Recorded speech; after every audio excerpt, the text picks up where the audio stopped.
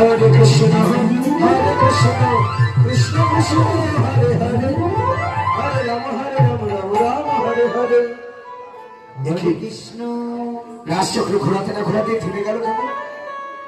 গোবিন্দ অন্তর্যামীর ভগবান অন্তরে বুঝতে পারলেন এই রাসমণ্ডলীতে আমি ছাড়াও দ্বিতীয় কোন পুরুষের আগমন ঘটেছে। তোমরা এখানে বসো, আমি দেখে আসছি কি। রাম রাম হরে হরে হরে কৃষ্ণ হরে হরে